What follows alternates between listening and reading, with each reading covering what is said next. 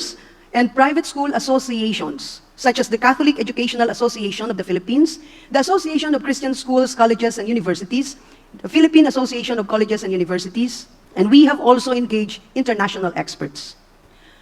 After going through the revision process, we have subjected the curriculum to a public review, which, as I have previously mentioned, is something novel, as this was the first time that a national curriculum was subjected to public scrutiny.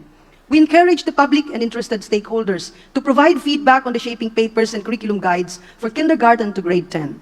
From the 4,843 respondents composed of students, teachers, school owners, government agencies, private organizations, and non-government organizations, among others, we have generated 96% public approval rate for the general shaping paper, which serve as guide in developing the shaping papers and curriculum guides for all learning areas. The results of the survey revealed that the goals, features, pedagogy, and assessment of the curriculum are appropriate and clear. The competencies are appropriate to the learners' levels, and the curriculum puts focus on literacy and numeracy skills. It is also worth mentioning that we meticulously considered other qualitative feedback and conducted revisions following the public review. Our revision of the curriculum was guided by several key factors, including the insights gleaned from the curriculum review findings, the international large-scale assessment results and international benchmarks, and alignment with the overarching goals outlined in the Matatag Education Agenda. We also followed some basic learning principles. Number 1, learning is not possible in an overcrowded curriculum. Curriculum overload can be a stressor to students and teachers and even serve as an impediment to learning. Number 2, learning competencies must be age-appropriate. When adults expect young children to master skills for which the necessary maturity has not yet been formed, we are impairing healthy brain development by excessively stressing the child. If pushed and rushed, a child's desire to learn will be hampered and his or her learning spirit crippled. Number 3, learning starts from what learners already know and can do. Learning something new is predicated on what one already knows. Prior knowledge could reduce cognitive load, leading to better learning environment and engagement. And lastly, learning involves progression, where more complex skills are built on foundational skills. Much learning tends to follow an expected path or progression, where more complex skills are built on foundational skills. It is against this backdrop that the Matatag curriculum gains its significance. We have the time to act, to change, and to improve. And the Matatag curriculum is our guidepost in this journey, and an answer to the fierce urgency of now. Ladies and gentlemen, I have the honor to present to you the Matatag curriculum. Let me share with you the main features of the Matatag curriculum, the results of the multi-year, multi-stakeholder recalibration of this very important document. The main features of the Matatag curriculum are, number 1, a focus on foundational skills, such as literacy and numeracy skills, especially in K-3. Decongested curriculum. We significantly reduced the number of learning competencies. Balanced cognitive demand. As the grade level progresses, there is a shift from the focus on the low levels to higher order thinking skills. Clearer articulation of 21st century skills. We emphasized 21st century skills such as information, media and technology skills, learning and innovation skills, communication skills, and life and career skills. And we reduced the learning areas in Key Stage 1 for grades 1 to 3. We have also intensified values education and strengthened peace education.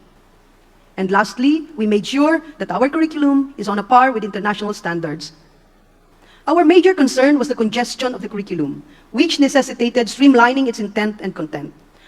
As seen on this slide, the Matatag curriculum for grade 1 has shifted from offering 7 learning areas to only 5 that focus on strengthening literacy and numeracy.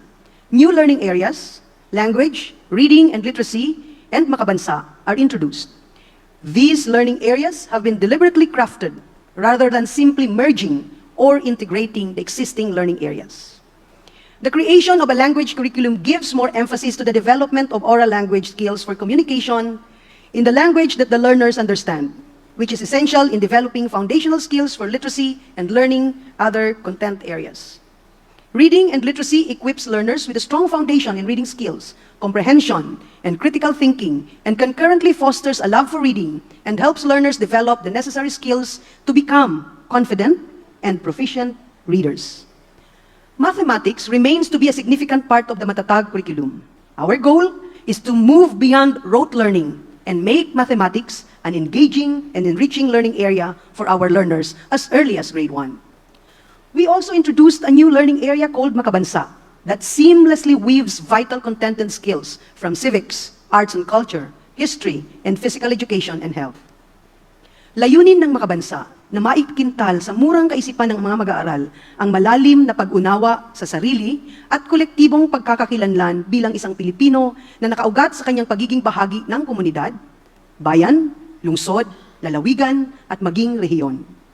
Payayabungin ng araling panlipunan sa mga susunod na baitang ang nasyonalismo, patriotismo, at kagalingang pansibiko bilang isang Pilipino, Asyano, at mamamayan ng daigdig.